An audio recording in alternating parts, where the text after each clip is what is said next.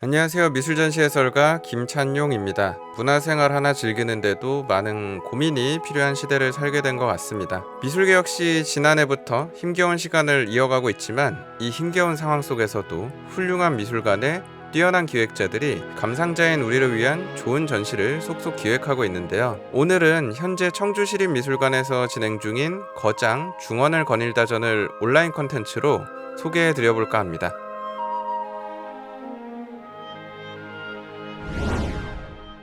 자, 지금 보고 계신 공간이 전시장 입구인데요.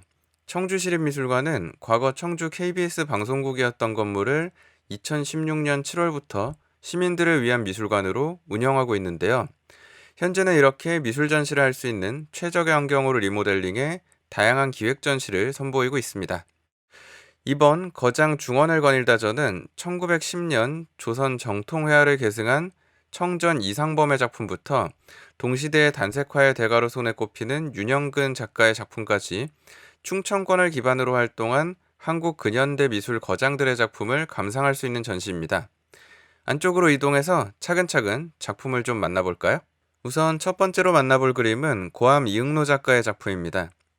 이응로 작가는 1904년 충남 흥성군의 흥북면에서 태어난 작가로 한국화를 현대적인 방식으로 계승, 확장시킨 예술가로 유명합니다. 특히 지금 보고 계신 인간의 형상을 이용한 군상 시리즈가 대표작으로 많이 알려져 있는데요.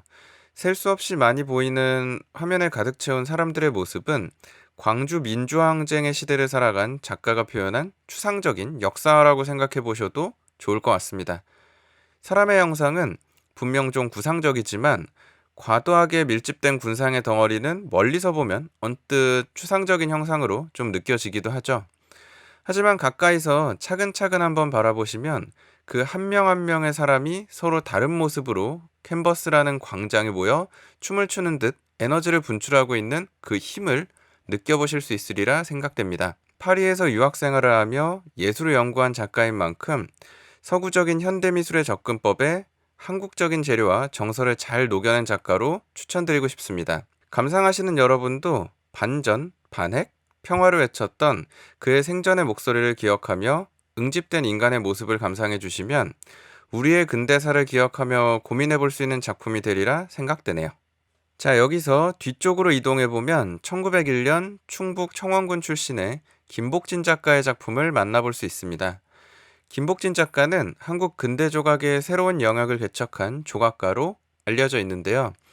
막상 생전에 제작하신 작품의 대부분이 일제강점기에 일본에게 수탈당하거나 혹은 6.25 전쟁 중 소실돼서 실제 작품을 볼 기회가 흔치 않습니다. 그런데 이번 전시에는 이렇게 김복진 작가가 직접 제작한 러들러 흉판이 전시되어 있죠. 1912년 내한에 세브란스 병원에서 26년이나 근무하고 대한민국 의료 발전에 크게 기여한 미국의 외과의사 알프레드 어빙 러들러의 공적을 기리기 위해서 서울 세브란스 의학전문학교에서 의뢰해서 제작된 것으로 전해지고 있습니다. 부조의 형태로 제작되어 있지만 학사모를 쓰고 있는 인물의 표현이 굉장히 디테일하게 잘 되어 있죠.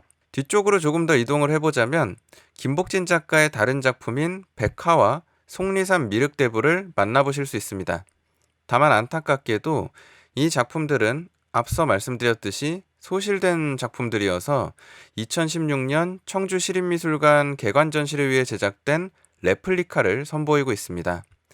작가 본인이 직접 제작한 오리지널의 아우라를 따라올 수는 없겠지만 김복진 작가의 작품 세계를 감적적으로 좀 느껴보고 앞으로 우리의 작가, 우리의 예술을 잘 지키고 보존해야 할 필요성에 대해서도 고민해보는 시간을 가져보면 좋을 것 같습니다.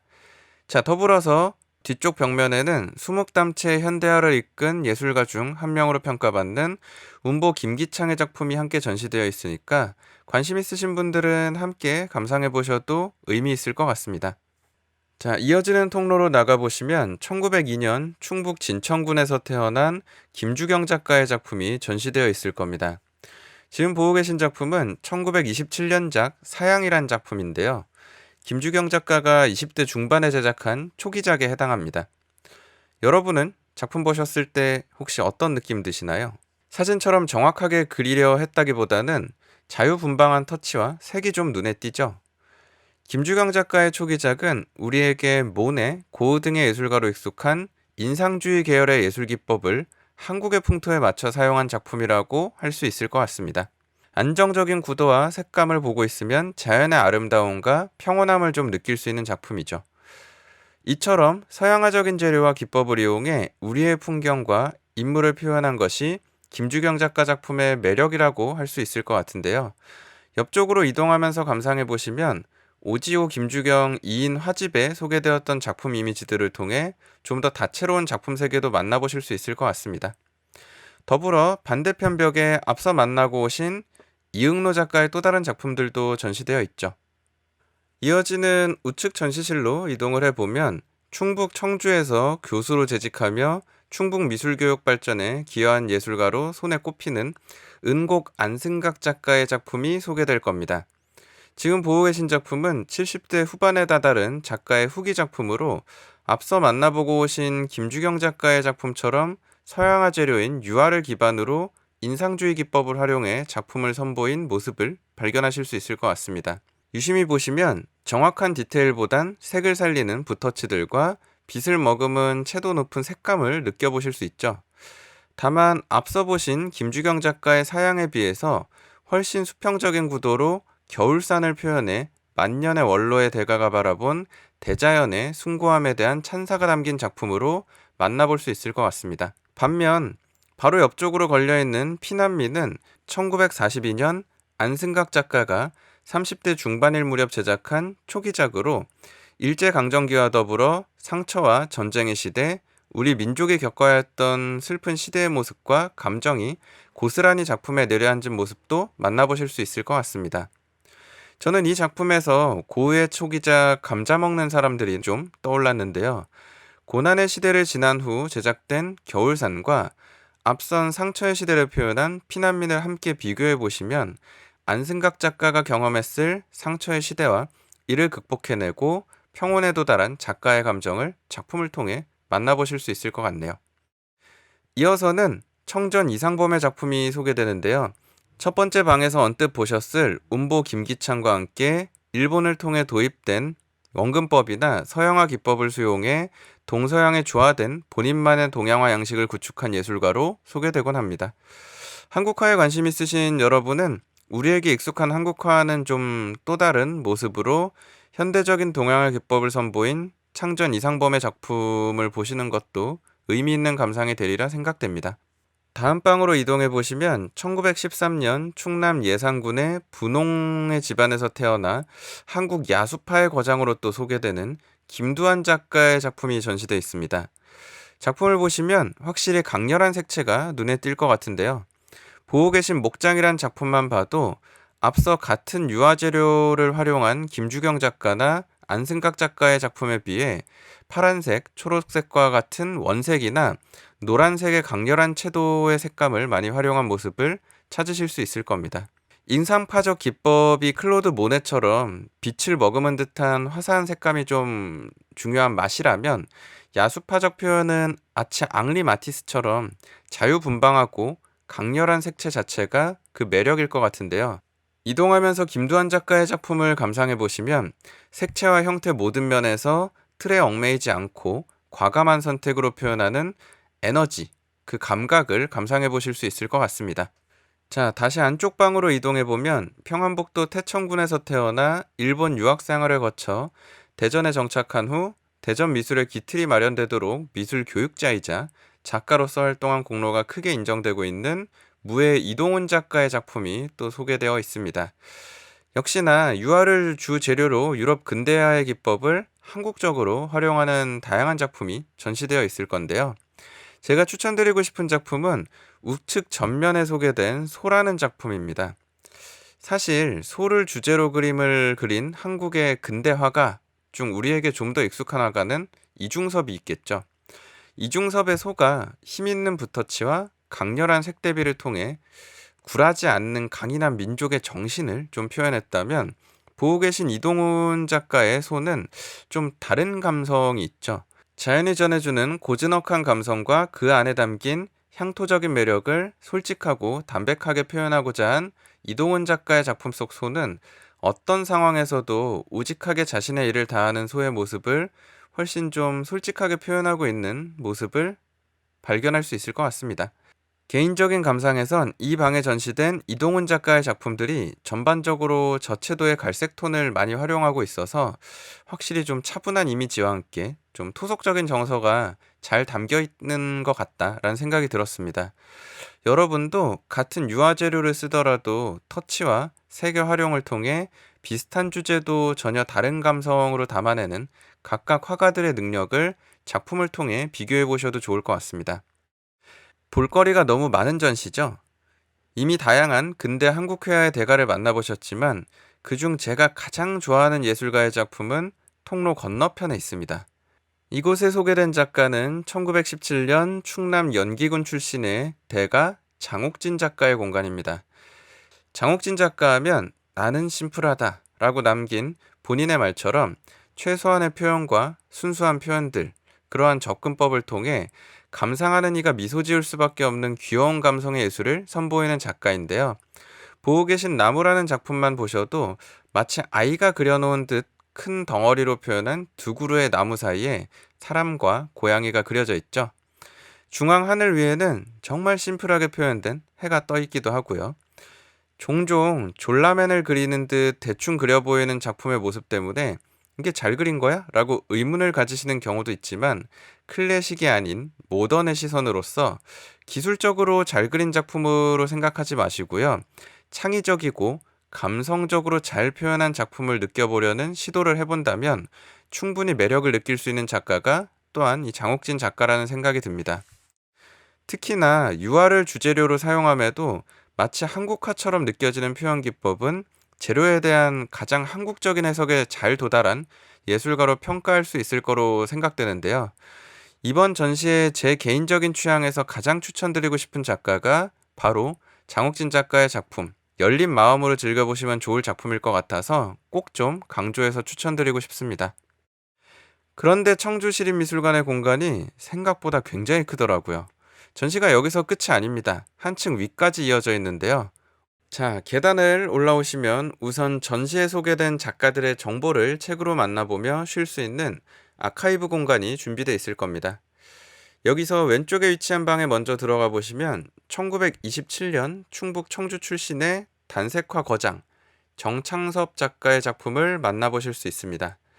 초기작에 해당하는 작품 65에서는 미국 추상표현주의 예술에서 선보였던 드리핑, 즉 뿌리기 기법을 작가만의 방식으로 해석하고 활용하고 있는 모습을 볼 수 있을 건데요. 정점에 도달한 정창섭 작가의 작품은 닭종이를 이용한 특유의 한국적인 추상회화로 유명합니다. 특히 보고 계신 묵고, 넘버 2530이란 작품 역시 제목에 의미를 부여하지 않고 물질 그 자체로서 추상을 통해 사색하게끔 이끄는 국내에 자리 잡은 완성형 단색화의 모습을 선보이고 있는 것 같다라는 생각이 좀 들었는데요. 닭이라는 주 재료 자체가 우리 민족에게 익숙한 소재로 정체성을 갖고 있기도 하고 이를 통해 예술을 제작하면 동서양이 합일되는 약간 무라합일의 예술 세계를 표현할 수 있으리란 작가의 예술 연구가 이 방에 소개된 작품들을 통해 고스란히 녹아있다는 생각이 듭니다. 여러분도 한국적인 추상을 좀 맛본다라는 생각으로 감상해 보시면 더 좋을 것 같습니다. 자, 이 방의 작품을 보고 다시 통로의 아카이브룸을 지나 맞은편 전시실로 이동하시면 1928년 충북 청원군 출신의 또 다른 단색화의 거장 윤영근 작가의 작품을 만나보실 수 있습니다. 윤영근 작가의 추상화는 언뜻 미국 추상표현주의의 거장 마크 로스코의 작품을 떠올리게 하기도 하죠. 하지만 나의 작품은 추사 김정희의 쓰기에서 시작되었다 라고 이야기한 윤영근 작가 본인의 말처럼 캔버스 천의 질감을 그대로 살려서 특유의 암갈색과 군청색이 배어들면서 완성되는 이 작품들은 윤영근 작가만의 고유한 정체성을 드러내며 온전히 한국적인 추상의 영역을 선보이고 있습니다. 앞서 닭종이라는 재료를 통해 한국적 정서를 표현한 정창섭 작가와는 다른 표현법으로 각자의 한국적 추상을 완성시켰다고 할 수도 있겠죠. 사실 윤영근 작가는 자신의 작품에 대해 자연에 가까운 것이라고 칭했던 만큼 여러분도 작품을 감상하실 때 무엇을 재현한 결과물이 아니라 자연에 있는 마치 자연물을 보는 것처럼 물질 그 자체로서 작품을 감상하고 사색해 보신다면 묵직한 감동을 느껴볼 수 있는 윤영근 작가의 작품, 그 매력을 느껴볼 수 있으리라 생각됩니다. 윤영근 작가의 작품을 즐기고 옆으로 좀 더 이동하시면 대망의 마지막 전시 공간에 석주 윤영자 작가의 작품이 소개되어 있습니다. 윤영자 작가는 1924년 서울에서 태어나 1973년 모건대학교의 교수로 부임하면서 대전에 자리 잡은 여성 조각가인데요. 미술신에서는 여성 미술인을 위해 석주문화재단을 설립하고 제정한 석주미술상으로도 유명하죠. 윤영자 작가는 한국 여성으로는 조각 수업을 가장 먼저 받은 예술가로 익히 알려져 있습니다. 기존의 남성적 시선에서 바라본 여성이 아닌 여성의 시선으로 바라본 여성을 주제로 구상과 추상의 경계를 넘나드는 듯한 다양한 현대 조각을 선보였는데요. 한국 근대 조각과 여성 예술가의 활동에 있어 지대한 영향을 미친 예술가로도 손에 꼽힙니다. 이번 전시 공간에서는 1960년대 초기 나무 조각부터 2000년대 후기 대리석 혹은 브론즈, 스테인레스 스틸 조각까지 다채로운 작품을 만나보실 수 있을 것 같습니다. 이미 전시를 감상하며 이동하는 동안 느끼셨겠지만 2층 전시실에서 상대적으로 구상적인 예술이 소개되었다면 한층 위 전시실에선 추상적인 예술이 소개되고 있음을 발견할 수 있죠. 한번 둘러보시고 나의 예술적 취향에 맞는 예술가를 찾아서 더 깊이 있게 다시 한번 즐겨주시는 것도 재미있는 감상이 될 것 같습니다. 지역과 연계되어 있는 작가들의 예술을 통해 우리의 시대를 돌아보고 우리의 예술을 만나보는 시간을 시민들에게 제공한다는 점에서 이번 청주시립미술관의 거장 중언을 거닐다전은 매우 의미있고 한 번쯤 방문해봐야 할 좋은 전시라는 생각이 듭니다. 시청하신 여러분도 기회가 되신다면 보건지침을 잘 준수한 후 현장에 방문해서 직접 작품을 대면했을 때 느낄 수 있는 매력을 경험해 보시길 추천드리며 제가 준비한 전시 안내는 여기서 마치도록 하겠습니다. 시청해주셔서 감사합니다.